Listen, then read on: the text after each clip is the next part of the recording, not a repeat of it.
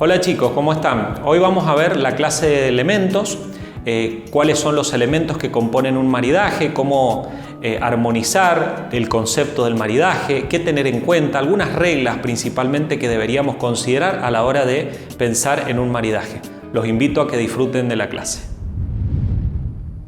Bueno, hoy vamos a ver el concepto del maridaje y algunos aspectos que tenemos que tener en cuenta cuando vamos a diseñar un maridaje. Primero lo que tenemos que marcar, ¿cuál es el concepto de qué estamos hablando cuando nos referimos al maridaje?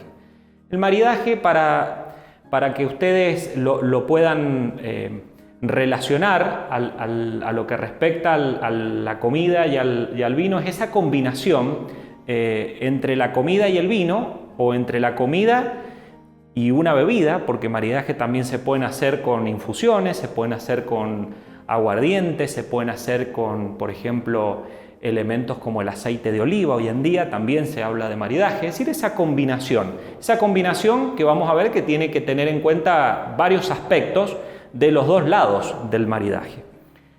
¿Cuál es uno de los objetivos que tiene el hacer un correcto maridaje? Bueno, fíjense, cuando nosotros hablamos de maridaje no lo podemos separar de la palabra armonía. Armonía o equilibrio. Lo que queremos lograr en ese maridaje es esa armonía, ese equilibrio entre los componentes, tanto de la bebida como de la comida, teniendo en cuenta los objetivos que hemos elegido para ese maridaje. Ya vamos a ver que puede tener diferentes objetivos un maridaje.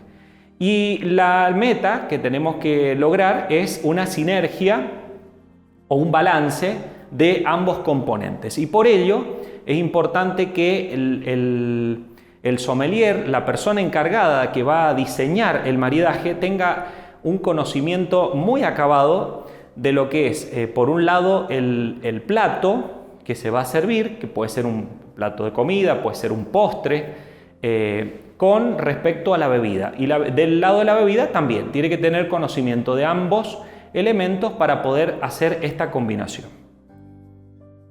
Bueno, siempre decimos que para poder lograr un correcto maridaje no debería en ninguno de los dos casos un elemento tapar u opacar al otro. Es decir, que para lograr ese maridaje, los elementos del maridaje, tanto de la comida como de la bebida, deben resaltarse en general.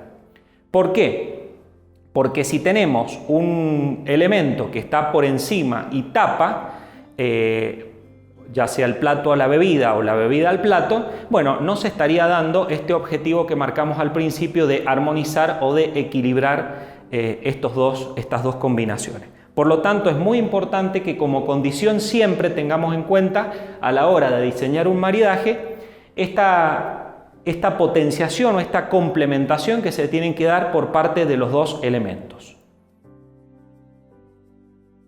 Hay que tener en cuenta siempre que vayamos a diseñar un maridaje el aspecto de la sensibilidad y las preferencias por parte también del consumidor.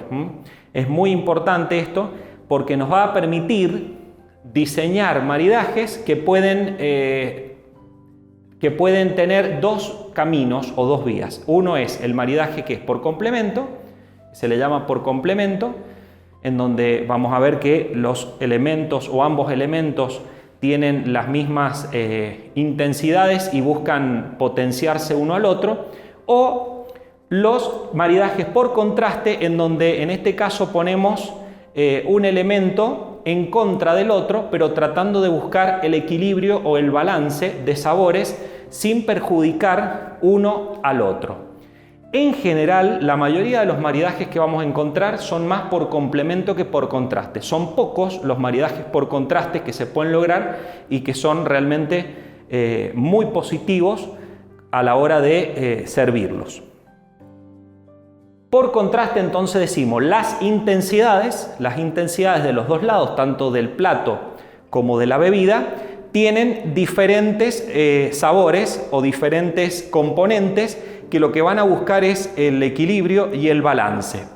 Acá podemos encontrar, por ejemplo, en las imágenes, dos maridajes por contraste muy clásicos, como son los quesos azules con los vinos cosecha tardía, que van muy bien, en donde se contrasta, por ejemplo, el sabor intenso y salado que puede tener el queso azul con el dulzor de un vino tipo cosecha tardía, y en el caso también de un paté o de un foie gras con también los cosecha tardía, en donde contrastamos la potencia de sal y de sabores que tiene el plato con el dulzor del vino.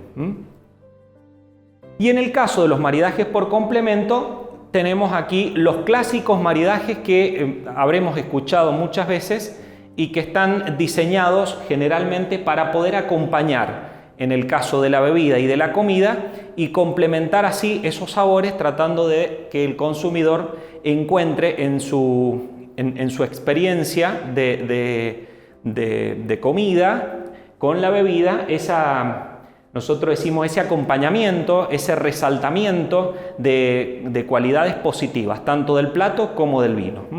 En el caso de los maridajes por complementación, lo que se busca es reforzar la gama de sabores en ambas partes, tanto del plato como de la bebida. Bueno, acá tenemos el clásico o la imagen clásica de un vino blanco con un plato de mariscos.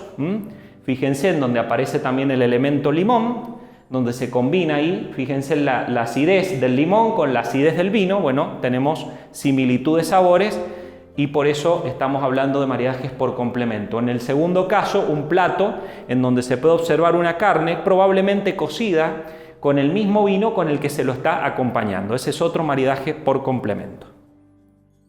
Siempre tenemos que tener en cuenta cuando vamos a armar los maridajes, bueno, estos tres elementos: los aromas, el sabor y la textura, tanto del vino como del plato de comida. La textura, que es en realidad la experiencia táctil, es decir, cuando ponemos en contacto los elementos con las mucosas de la boca, la lengua y la parte de las mucosas, y eso nos da a nosotros las famosas sensaciones táctiles. Por ejemplo, las grasas tienen diferentes sensaciones táctiles. Si es grasa animal, si es grasa vegetal, todas tienen diferentes sensaciones táctiles. En el caso de los vinos tintos, bueno, por ejemplo, la astringencia es otra sensación táctil, esa sensación de sequedad o de rugosidad de los vinos causada por la presencia de taninos y el bloqueo que hacen esos taninos de la proteína mucina que tenemos en la saliva para lubricar. Entonces se nos genera esa sensación de sequedad. Eso es en cuanto a la textura.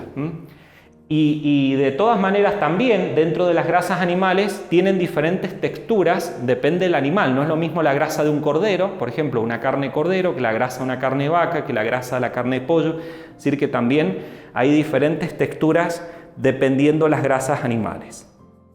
Tenemos un listado allí de lo que se podría agrupar como los amigos del vino y los enemigos del vino. ¿Por qué? En general porque son elementos, en el caso de los enemigos del vino, elementos que son difíciles de maridar o que cuando se los combina con vino pueden resaltar aspectos negativos. Bueno, los amigos en general del vino son acompañamientos neutros que no van a resaltar ningún aspecto negativo y que son, por ejemplo, bueno, todo lo que tenga almidón, papa, arroz, las pastas, ¿sí? Aquellos carbohidratos o harinas. Las salsas y condimentos, por ejemplo, son siempre amigos del vino.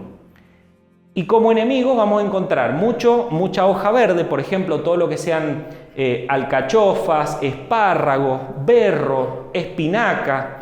Todas estas hojas verdes en general, cuando las ponemos en combinación con el vino, vamos a notar, por ejemplo, en el vino un aspecto por ahí en donde se resalta el amargor, se resalta mucho la astringencia cuando se produce esta combinación. Y se pierde un poco la esencia del maridaje porque estamos resaltando en realidad del vino un aspecto negativo que tal vez si lo combinamos con otro elemento no aparece. Lo mismo sucede con un huevo duro. Yo los invito a hagan la prueba en casa, agarren un huevo duro, principalmente la yema del huevo duro, pónganse la yema del huevo duro en boca y atrás de eso un trago de vino y cuéntenme la experiencia. La verdad que es una experiencia bastante desagradable, es un enemigo, genera un choque allí de sensaciones táctiles, principalmente en la boca, que no son positivas.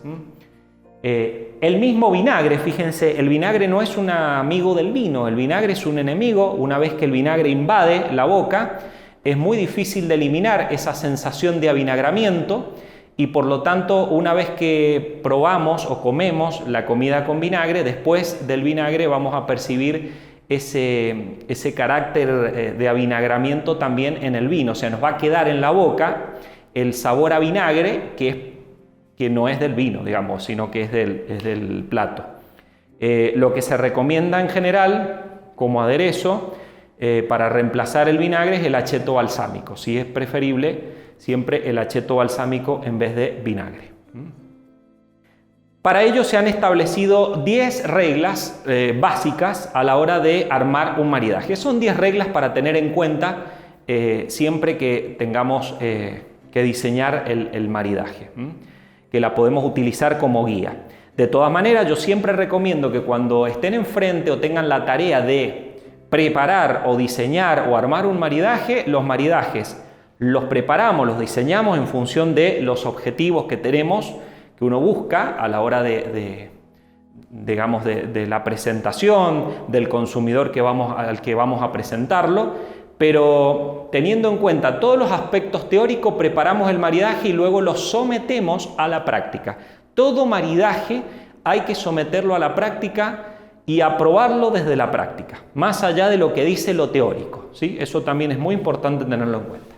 Bueno, en la regla número 1 que vamos a observar, que no se deberían beber vinos blancos dulces con pescados o mariscos, simplemente porque estos vinos blancos dulces invaden el paladar con el dulzor que tienen y tapan, podríamos decir, u opacan los sabores de un plato fresco como puede ser un plato de pescados o mariscos.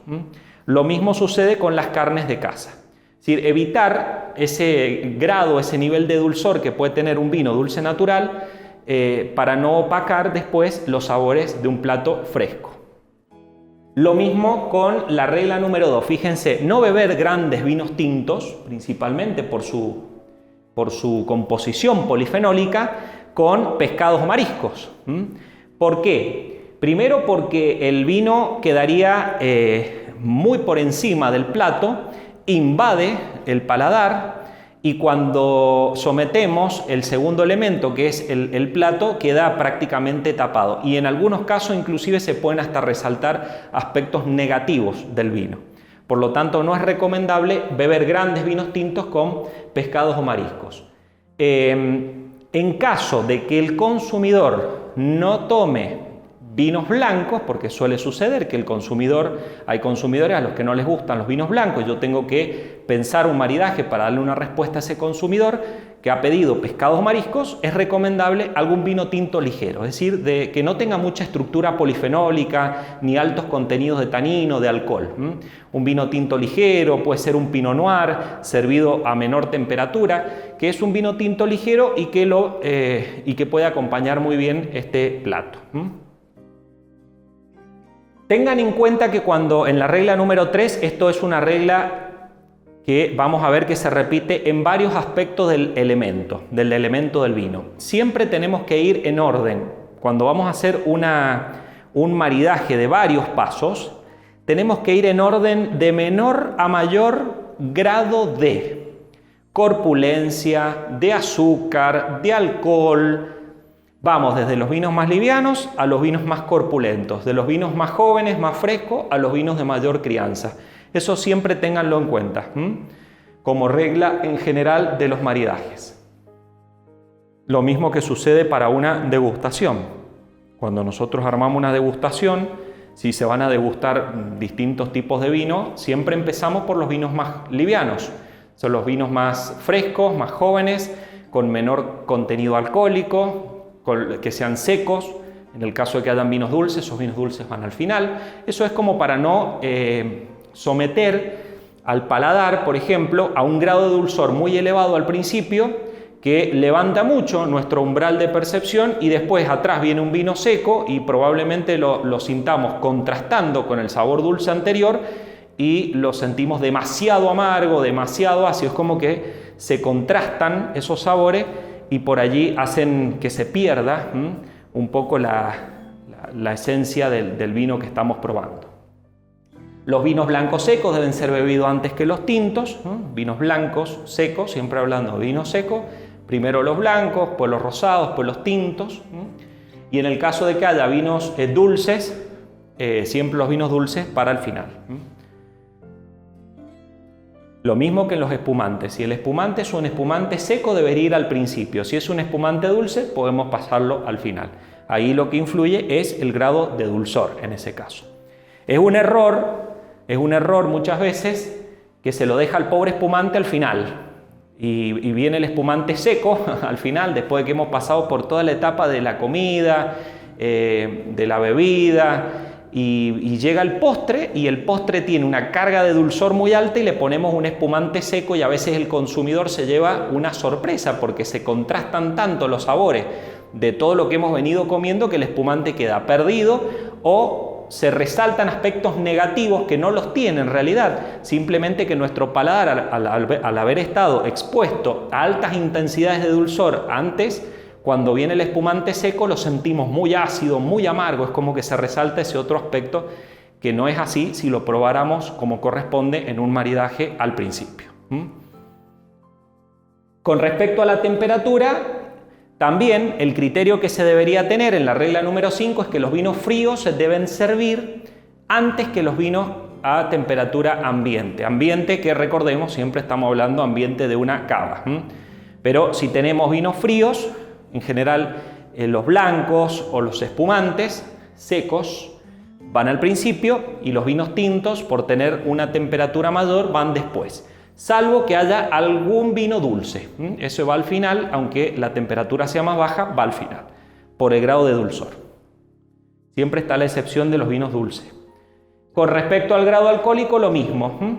En orden ascendente siempre conviene empezar por los vinos de menor graduación alcohólica y ir en ascenso con respecto al grado alcohólico. Si los vinos no tienen grandes diferencias, si la diferencia de graduación alcohólica es 1 grado o medio grado, no hay tanto inconveniente. El problema es cuando hacemos un salto de graduación alcohólica, a veces de 2, 3 grados, ahí sí es interesante tener en cuenta esto.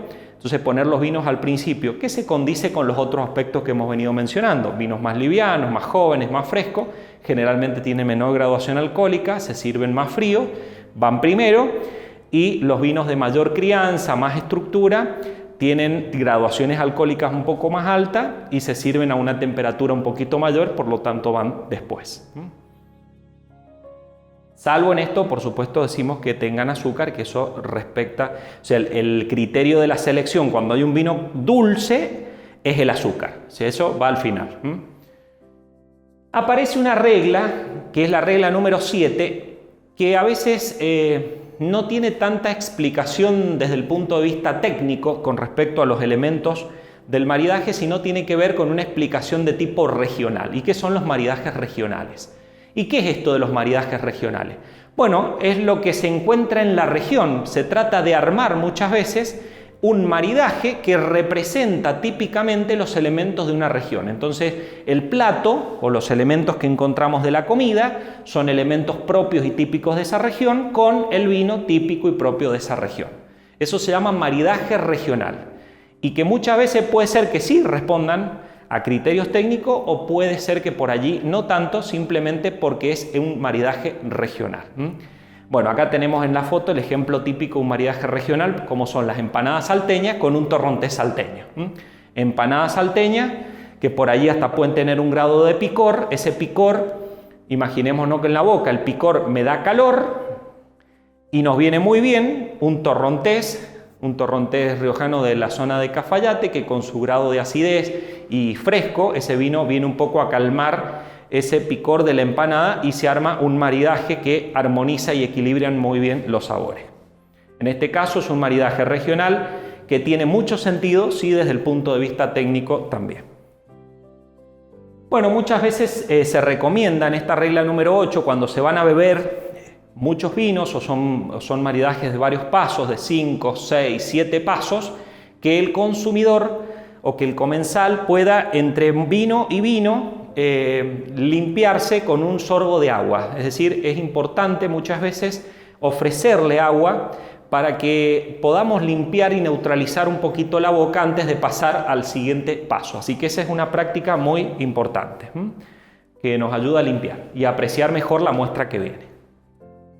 Si en el maridaje, esta regla también es importante para aquellas reuniones o eventos en donde se elige un vino como el vino de la noche, es decir, un vino, una etiqueta importante, un vino de una elaboración importante, un enólogo que se quiera resaltar. Cuando vamos a hacer ese tipo de servicios, ese es el vino que tiene que resaltar en el maridaje. Por lo tanto, si van a haber otros vinos, que los otros vinos estén por debajo o acompañen. Este va a ser el vino que resalta en la noche. Entonces, en general, si vamos a servir varios vinos, es conveniente que haya un solo gran vino en el maridaje y el resto sean los vinos de los pasos o de los acompañamientos sin ser los que resalten.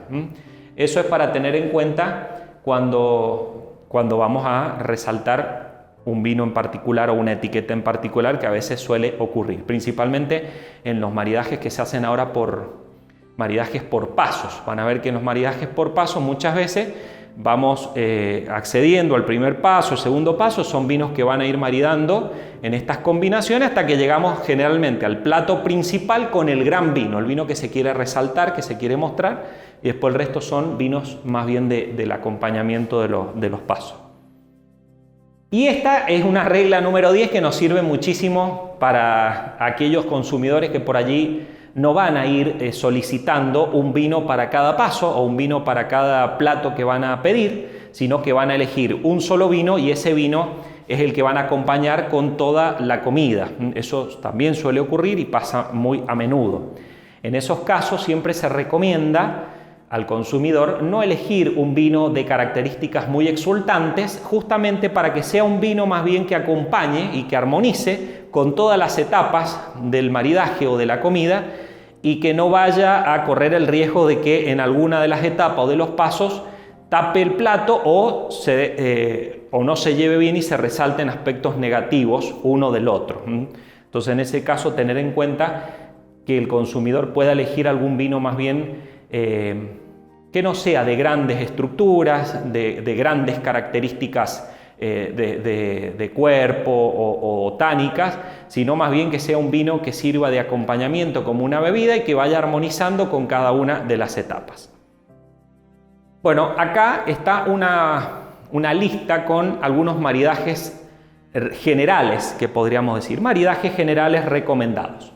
Fíjense, hemos armado en los maridajes con vinos blancos ligeros, como podría ser el Sauvignon Blanc, como podría ser un Riesling, como podría ser también nuestro querido Torrontés riojano, en donde se propone para este tipo de vinos blancos ligeros platos que acompañan muy bien. Por ejemplo, todo lo que sean mariscos crudos, altos en yodo, pailas marinas, pescados fritos, las rabas, por ejemplo, con limón, los ceviches, quesos frescos como un queso de cabra, las ensaladas, fíjense, todos son preparaciones frescas, más bien aromáticas, comidas saladas, picantes. ¿Por qué? Porque ese salado o ese picante con estos vinos que tienen en general como característica una acidez un poquito más alta y se los toma más frío, vienen un poco a apagar y a calmar ese picor, por ejemplo.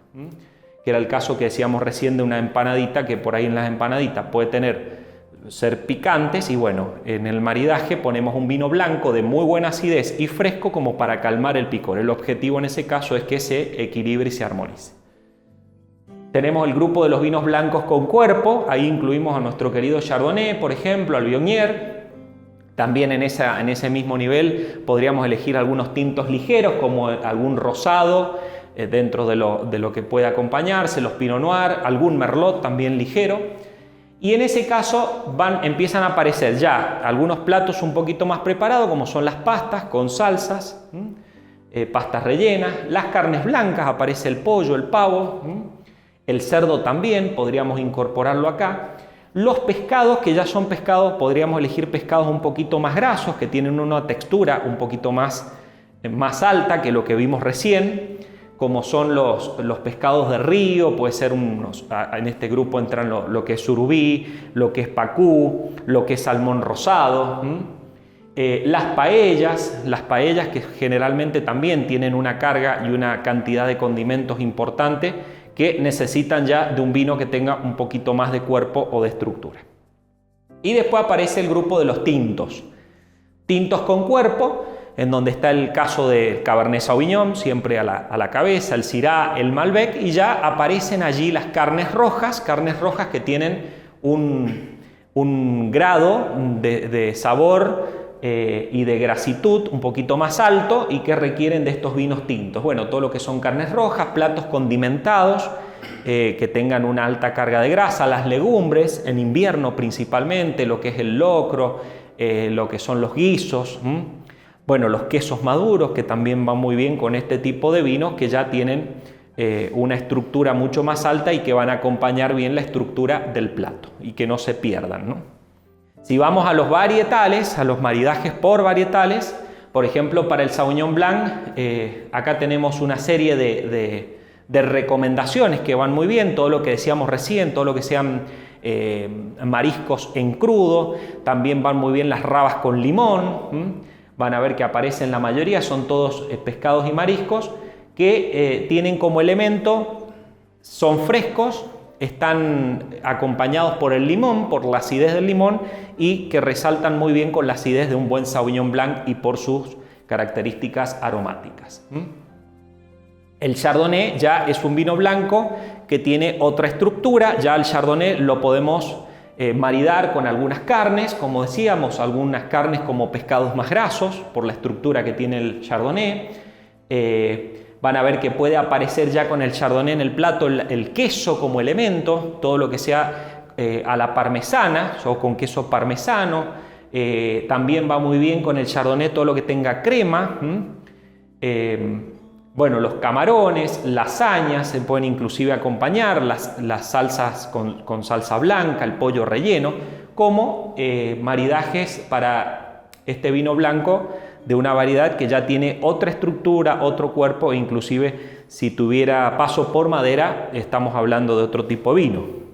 El Pinot Noir, que es un vino tinto, pero que está ahí en el medio, el Pinot Noir nos sirve muchísimo. Yo siempre digo hay que tenerlo en cuenta el Pinot Noir porque es un elemento que divide las aguas. El Pinot Noir nos permite ofrecerlo como maridaje de algunos platos que podrían ir bien con los blancos, y si el consumidor no le gusta o no quiere solicitar o pedir un vino blanco, le podemos ofrecer el Pinot Noir, se lo sirve un poquito más frío y de esa forma puede maridar muy bien con algunos platos que hubieran ido con los blancos. Pero un vino tinto, por lo tanto también en ese Pinot Noir podríamos ofrecerlo para algún plato, en el caso de algún plato que no sea de demasiada intensidad, principalmente de sabores o de grasitud, porque estamos hablando de una variedad que no se caracteriza por su alta concentración polifenólica, pero que bueno, está ahí en la línea de los tintos y que si se lo toma bien frío por el grado de acidez que tiene, también acompaña los maridajes de algunos vinos blancos. Bueno, acá podemos ver que se repiten algunos maridajes, como decíamos, como con el Chardonnay, como el salmón, las machas a la parmesana, es decir, en donde aparece el queso, la lasaña, es decir, las pastas, como por las paellas. Cuando tengamos en cuenta eso, que cuando lo vamos a maridar con platos que se hubieran maridado con vinos blancos, es conveniente al Pinot Noir bajarle unos graditos y servirlo a unos 10 grados, 8-10 grados, que lo hace mucho más fresco, le resalta mucho más las características de acidez y se acompaña bien con ese tipo de platos. Bueno, al Merlot lo ponemos en la línea, Merlot o Bonarda podría ser en la línea de los tintos jóvenes, que van muy bien con todo lo que son las pastas, todo lo que sean pastas con salsa roja de tuco, de tomate, van muy bien. También aparecen las machas a la parmesana, pollo al champiñón, chuletas de cerdo, es decir, ya son los tintos que si bien no tienen esa estructura o carga polifenólica que pueden tener un Cabernet Sauvignon, un Syrah o Malbec, son los tintos que acompañan bien estos platos intermedios, principalmente con salsas rojas, como son las pastas. Y el grupo de los vinos con cuerpo o estructura, para el Cabernet Sauvignon, para el Syrah, para el Malbec, serían más o menos las mismas recomendaciones, donde sí ya aparecen con mayor fuerza las carnes vacuna, carne de caza, todo lo que es el jabalí, el cordero, que tienen una alta carga de grasa, esas carnes, y que necesitan de una estructura tánica que nos ayude a veces a arrastrar un poquito esa grasitud, que nos sirve como una especie de escobillón de limpieza, ¿no?, de la boca, y van muy bien con este tipo de vinos. El Syrah lo mismo, el Syrah es una variedad de alta estructura polifenólica que acompaña muy bien todo lo que son carnes y carnes de caza. Van muy bien con todo lo que tenga ahumado el Syrah, y si ha tenido algún paso por madera también ténganlo en cuenta. Si la comida tiene elementos o condimentos que le resaltan esas notas ahumadas en el vino, por allí tratar de recomendar algún vino que tenga algún paso por madera, porque el paso por madera complementa, en este caso va a complementar los aromas también ahumados o tostados de la madera que se los ha cedido al vino con el ahumado del plato. O sea, tengamos en cuenta muchas veces este aspecto, que es los elementos del plato o del tipo de cocción. No es lo mismo si se cocinó al disco, si se cocinó a la llama, si se cocinó al horno, si se cocinó a la parrilla. Eso también influye muchísimo en el tipo de vino que podemos recomendar para el maridaje. Bien, estos son un poco, como decíamos, las recomendaciones generales que les van a dar a ustedes un poco el sustento teórico, ¿sí? de cómo deberíamos encarar o por dónde deberíamos encarar el diseño de nuestro maridaje. Una vez que tenemos el objetivo y tenemos pensado nuestro maridaje con los elementos, hay que prepararlo, hay que probarlo y analizar bien cómo resulta después en la práctica esa combinación de todos los elementos para poder tomar la decisión de llevar a la práctica definitiva el maridaje. Bueno, espero que les haya servido. Cualquier duda que tengan, estamos a disposición. Nos vemos la próxima clase.